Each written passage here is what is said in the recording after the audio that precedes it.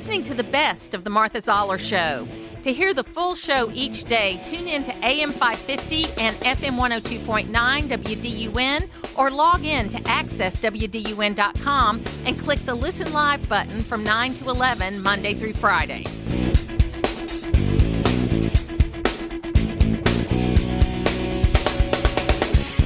John Ashbrook joins me right now, and John, welcome back to the program.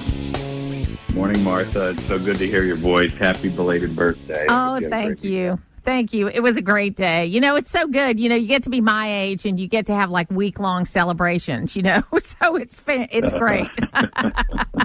Listen, it is a crazy time out there. And I think the biggest issue that has just like popped up to me is this viewpoint that people are having around violent crime in cities. It seems like a no-brainer to me that violent crime in cities is a bad thing, and we should try to get it under control. You've got D.C. that has now not had a murder in almost 2 weeks, which means there are 6 people walking around the streets of D.C. that may not have been alive had this not been done. That's right. And look, I know there's a lot of questions about what can be done in other cities, but it seems to me what may happen is the people of these cities are going to rise up and say, wait a minute, we want to be protected the way Washington, D.C. has been protected. I hope that's the case, and I expect that to be the case, Martha. I mean, I'm from Cincinnati, Ohio, and most people listening might be familiar with the terrible beating that took place just a couple of months ago in our city. It was a terrible event, and it got all of the restaurant owners and hospitality industry together to call for some sort of a way forward to fix the crime problem in that city. And I'm confident that other cities are doing the same thing, especially after what the president is accomplished here in our nation's capital. And it is different. I currently live in the D.C. area, and, you know, I would not go downtown on weekends until President Trump put his foot down and created some safety in this town. And I think that there are a lot of people who feel the exact same way. Now, there are a handful of protesters who are probably paid. These are the same people who are constantly protesting everything. They show up everywhere. But I don't understand it. I don't understand what you could have against trying to stop violent crime. And I also don't understand why Democrats have now moved that to the number one position on their party platform. And Trump really did a Jedi mind trick on these people to adopt violent crime as their cause celeb. I'll never understand. I don't think anybody listening does. But as a Republican, I'm not going to complain because I think that means that we get more votes in the next election. Yeah, because 2026, of course, you know, you heard J.D. Vance on Meet the Press where he was getting pushed about whether he's the heir apparent and, you know, whatever. But he's like, look, I'm not looking at 2028. I'm looking at 2026. And you know, traditionally, the party in power loses seats. The party out of power picks up seats. Now, that didn't happen in the midterm in 2002. You know, we got a little overzealous in 22, where I think we assumed we were going to have this big red wave, and we left some, let's just say we left some things, some stones unturned. Let's just put it that way. And right. Now we're in a situation where we're winning on the issues, but we got a lot of work to do. We can't take anything for granted. No, you're exactly right. And we've also seen this trend in midterms where the people who come out that are very excited to vote for Donald Trump in a presidential election year are less likely to turn out and vote in a midterm. And what I'm hoping is that this gigantic effort that's underway by Trump's political apparatus that won the successful 24 election, they seem to be taking it very seriously and seem to be pursuing these midterms with a real desire to win and make sure that they turn out those low propensity Trump voters. But you know, a lot of that lower vote is in rural parts of every state. I worked in states on Senate races in midterms in the past, and I've seen it with my own eyes. And I just think that we need to start now telling everybody how important it is to turn out. I mean, look at the state of Georgia is a perfect example. Under no circumstances should Georgia have 2 Democrat senators representing the state. And if we get a little bit more turnout in rural parts of the state, then that doesn't happen. And I feel like John Ossoff should be ripe for the picking, but he is not going to lose if Republican voters and Trump supporters don't turn out to vote him out. No, absolutely. And we've got three good candidates running in that race. And look, I like primaries, John. I think primaries keep candidates honest and yes, they're expensive, all of that kind of stuff. But I think it's better for the process if you have a primary. And iron sharpens iron. Yeah. And so I think it's one of those things. But I tell you, I am concerned about getting out the vote. And I really wish, I think Donald Trump's doing so well, but I wish he would not talk about mail-in ballots and all that kind of stuff, because we won in 24 because we expanded all those things. In Georgia, we made it safer. We made it more secure. We had better turnout across the board on electronic and mail-in and getting the vote out. So I want us to get the vote out. I don't want to do anything that's going to dampen that. And so I want to move forward. Well, I have a feeling that your great governor, Brian Kemp, is going to do everything he can to make sure that the vote is safe, the vote is fair, the vote's honest. And that guy works his tail off. He does. You gotta love him. He really does. He does a great job, and he is working really hard to make sure the vote gets out the way it should in Georgia, because we're one of those states that we can flip in the Senate, and we ought to flip it in the Senate. And I think people cannot underestimate the power of the work that Mike Collins did on the Laken Riley Act. Okay, so I think if I were handicapping that race right now, I would say Mike is probably in first place, Buddy Carter is in second place, and Derek Dooley's the unknown. He's the wild card. He's the outsider. And it's not unusual. I worked in David Perdue's winning campaign in 2014. He stumbled a little bit in the beginning, too. And I don't think you count him out because he's got the people behind him. Yeah, it's going to be a good race close to the finish. And you're much closer to it than I am, but I feel like you got three candidates who are all capable of showing up big on primary day. And hopefully three guys who are all willing to come together after the primary is over and stick with the mission to beat the Democrats. So you guys are now a month in, I guess, or so to your 3 shows a week, and this relationship that you have with Fox News. We're seeing you on TV a lot more. How has the change been, and, what can people look for? Well, it's a lot of fun, to be honest with you. When we signed up with Fox, they basically told us, keep doing what you're doing, except do more of it. And that's exactly what you want to hear. And the show was so much fun for us to do. It's what we would be doing even if we didn't have cameras and microphones in front of us. We are actually buddies, and these are the same conversations we'd have at lunch during a workday. And so it's so natural and honestly does not take a tremendous amount of effort, because it's so much fun. It just doesn't feel like work. It's where North Georgia comes to talk. It's the Martha Zoller Show on AM 550 and FM 102.9 WDUN.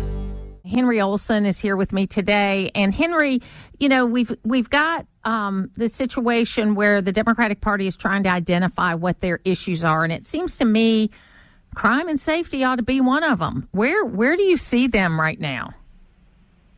Well, Democrats are divided on a host of issues. They've got a strong, progressive left-wing base that wants no compromise, and they've got a more moderate liberal majority that sees the problem of appealing to people who put crime and safety as high priorities, but aren't willing to take on their left-wing base. And so you continue to see a party divided, and one that can't really agree on things that many people in the middle would say are common sense issues. So right here in Georgia, we have probably Georgia and North Carolina are the 2 seats that are going to be in the, in the eye of every person that's looking at seats that can possibly be flipped. And really in the case of North Carolina, it's a Republican that's retiring, so it's an open seat. And in the case of Georgia, we've got a Democratic senator that won by only 50.6%. And I would argue the state's more Republican than it was 6 years ago. So what do you see? What are you looking at when you look at these Senate races? Yeah, well, when I look at the North Carolina Senate race, there's really one question, and that is, can Governor Cooper, the Democrats' dream candidate, who's going to be their nominee, outperform what governors who try to win in states dominated by their opposite party usually do? Typically, a popular governor can win in a state that favors the other party, but isn't able to translate that at the federal level. If Governor Cooper is like Governor Bredesen in Tennessee, or Birch Bayh or Evan Bayh in Indiana, or Larry Hogan in Maryland, he'll run strong, but the Republican will win because North Carolina favors Republicans, and it's still trending in a Republican trajectory. In Georgia, the real question is, can Republicans avoid cutting themselves up in a fierce multi-way primary? The state should elect a reasonably conservative Republican over Senator Ossoff, but if Republicans carve themselves up trying to get the nomination, Ossoff might be able to slip through just the way he did 6 years ago. Yeah, I find that, and I wrote a column that was put up today, and I don't think he deserves a second term. And I got along great with Senator Ossoff for a couple of years. He would come in here, do interviews, then he became less available, and he's gotten more and more progressive as far as his message is going. I know he's concerned about a challenge from his left, but that's not going to happen. And his voting record is 98% with Democrats. He's not reflecting. I mean, at least John Fetterman occasionally throws Republicans a bone because he knows he's in a swing state. And for me, there's two issues that really separate Ossoff that I don't know how much they're going to carry. But first is he was in the state capitol on the day that Laken Riley was killed, who was the UGA student was killed by the illegal immigrant. He had an opportunity on that day to show it was a Georgia issue, not a partisan issue. And I've argued that he and Senator Warnock should have called up Congressman Collins, who was the congressman in that area, and said, okay, what can we do to make sure this never happened again? But instead, even though Mike Collins brought the bill to the floor and had it voted on twice and finally got it signed into law, it wasn't until the final vote that they actually voted for it. And so they had to be convinced because they cared more. It appears he cared more about the illegal immigrant than he did about Laken Riley. And I think he underestimates how big that issue is with families, regardless of what their party is. And then the second thing was his abandonment of Israel. I mean, he is a Jewish senator from a very, a strong Jewish population in Atlanta, and he voted with the 18 and 20 that voted against Israel on the last two votes related to Israel. So I think he's in a tough place. But we do have three candidates in the primary.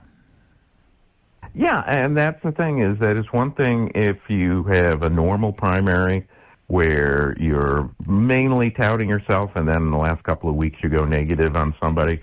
But you definitely see the possibility that this could be like what's shaping up in Kentucky, where Kentucky's got a multi-candidate Republican primary to seat Mitch McConnell, and it's not really going to matter in Kentucky because it's a safe Republican state.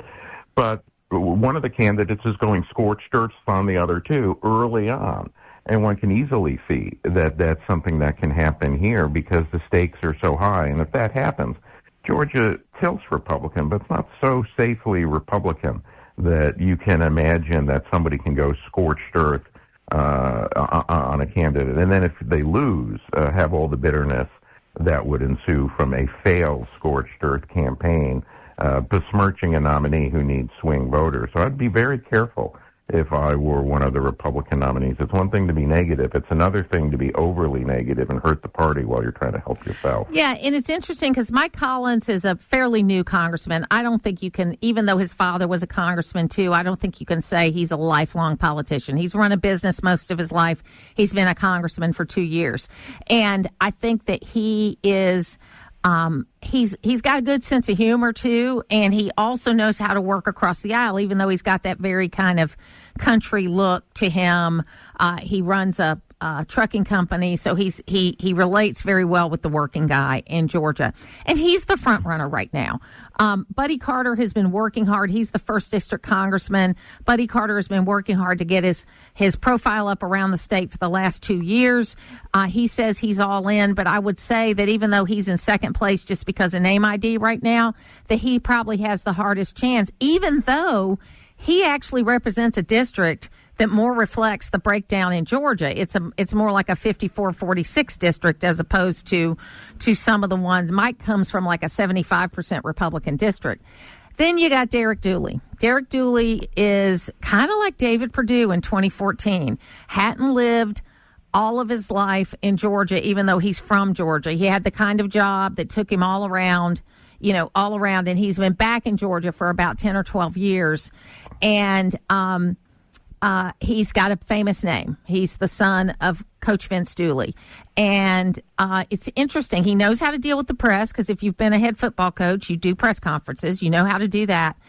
He needs to learn the issues. So I was on that campaign for David Perdue, and he did stumble a lot in the beginning, but he was able to couch himself as the outsider. Yeah, I mean, one of the things I'm going to be looking at is whether or not Carter can do what Jack Kingston did in that Purdue primary, which is that Kingston got into the runoff, and he was the one who preceded Carter in the predecessor district. Yes. Because he was getting 70 and 80% in his district. He basically rode one district into second place. Yeah, it's true. It's true. and so you take a look at the three-way primary. If Carter can get 75% out of that district and get 15% in the rest of the state, that's not a bad place to be. And then, particularly if Dooley feels he needs to take down Collins in the Atlanta market in order to make the runoff himself, he could be the sort of person who shoots through a gap as the other two are fighting. And that's usually a good place to be in a multi-candidate primary. Absolutely. So, Henry, are you still writing regularly? I am writing regularly. I have many different outlets. I write in the New York Post. I write in the Washington Examiner. I write in National Review online, and occasionally in other publications. So do you chuckle as you look at what's happened to the Washington Post since you left?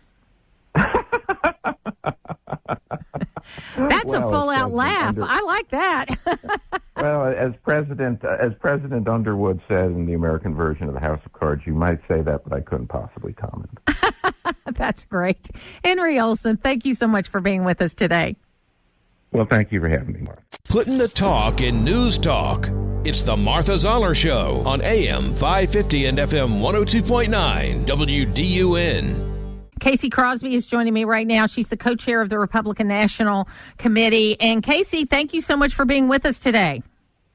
Thank you. It's a pleasure to be with you this morning. So, yeah, I mean, I don't care how they clean up the cities. I mean, I think that, we're in a cycle kind of like the 1970s where there's a lot of violence in the cities.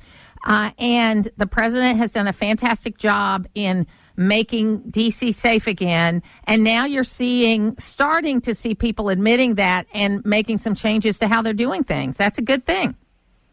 Yeah, it's a great thing. And thank goodness President Trump came in and did what needed to be done in Washington, D.C. I think I was watching a press conference with the mayor yesterday, and just the statistics are staggering. I mean, she talks about carjackings being down something crazy like 87% in 3 weeks. I mean, violent crimes down.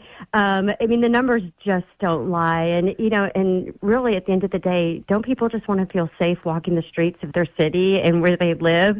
Don't they want to take their kids to the park and feel safe being at a park, after school? And so, it's just amazing what President Trump has been able to do in D.C. And certainly I think what we're seeing in other cities is that the residents who live there, who are dealing with the violence and the crime and the issues, are begging for President Trump to come into their city. So it's just been fantastic to see the turnaround here. Well, and I loved to see also that, of course, Amtrak runs up and down the Northeast Corridor mostly. I mean, we have it down here too, but where it's really used is the Northeast Corridor and Union Station and Grand Central Station. And yesterday, Sean Duffy, the Secretary of Transportation, said that basically we're going to take over, the Department of Transportation is going to take over Union Station and Pennsylvania Station and not only remodel them and make them better, but also clean them up safety-wise. Yeah, it just goes to show you we just needed a new president, and we needed somebody to come in and show leadership and surround himself with great people. And I think everything, we see it from all these different policies that President Trump has implemented and that his team has gotten behind, just what a change it's making in people's lives. And that's what we voted for. I did. Yeah, and I got to tell you, I got to ask this question because I love this, all right? So the Democrats met in Minneapolis this week, and, of course, a lot of other things happened in Minneapolis, which I'll be talking about later on the program. But the meeting was in Minneapolis, and they floated this idea of doing a midterm convention. And then President Trump yesterday said, well, you know what? That's not a bad idea. Maybe we will do a convention, too. Is that a real idea? I would love that idea because I love conventions. Well, I love conventions, too. And I think, the one thing we can say about President Trump is that he certainly leads with bold and innovative ideas that, energize our party and our base. And, what we saw him do in 2024 with literally every single demographic, whether it was blacks, Hispanics, women, youth, he was able to energize them and grow our party within those demographics. And so I think when we see him coming up with innovative ideas that will energize our party and lead to paths of victory, it really excites me. And I think it would be great energy going into 2026 if we did something like this. And leave it to President Trump to come up with this idea. I love it. So KC Crosbie is the co-chair of the RNC. And I had Mark Cuban on this program the day after he made that comment about how there are no smart conservative women. And he had to, I made a little news that day because he had to backtrack those comments. But I wanted you to tell people a little bit about you, how you got into the Republican Party, how you got into the position that you're in. So I've been a longtime Republican. I started volunteering for candidates when I was in college. I knocked doors, put in the work. I worked for a Fortune 50 company and then started my own business. I'm the mother of 3 children who are adults, and I served as treasurer during the last cycle. So under Chairman Whatley and co-chair Trump, I was their treasurer. And I oversaw the compliance for not only the RNC, but also all the joint fundraising agreements that we had with Trump 47 and the convention. And so I have done everything from knocking on doors to making the phone calls to being the one legally liable to go to jail if something was wrong with the money. And one thing I can tell you I learned from that experience is President Trump, his priorities are about winning, and we every dollar our investors gave to us, we spent it towards things that produced wins, like election integrity and growing our party. And it was interesting for me to see that, they say conservative women aren't smart. You say Mark Cuban says that, but here's Kamala, who was entrusted with $1 billion from investors and blew it. And so I'm proud to be a conservative woman. I can tell you that I have met some of the best and the brightest conservative women in the roles that I've served. But, with me, it all started knocking on doors and helping good people get elected. So the biggest challenge I think we're going to have in the 2026 election is and this is a challenge that we've had for a couple of cycles, is the people that come out for presidential elections, it's hard to get them back out for this midterm election. So tell us a little bit about what we're going to be doing to try to get those votes back out again. Well, yeah, we learned during this last election that when we work with a lot of different people and organizations, that we can be effective at getting out the vote. We know we call them, our 4-4 voters, our people who are diehard voters. They're going to go out. It doesn't matter. They could be a rainstorm coming through, horrible weather, and we know they're going to the polls and they're going to vote. But during this last election, we learned that if we target the low propensity voters and spend a lot of energy and resources targeting those groups and working with our partner organizations, to get out the vote, that we win elections. So that's certainly going to be a priority to us. Obviously following the law where there's early voting, making sure that people understand that they can get out and vote early, and we encourage that. So we're going to implement just a lot of the same strategies that we had in 2024. Even though President Trump isn't on the ballot, people are very happy with the policies that he has been passing, and with Congress enacting those policies. We see legislation following everything, and so it's just the right recipe right now, and I think we're going to have a great 2026. KC Crosbie, thank you so much for being with us today. Thank you. Look forward to coming back. To hear the full versions of last week's Martha Zoller shows, go to the podcast page at accesswdun.com, and you can follow me on social media at Martha Zoller.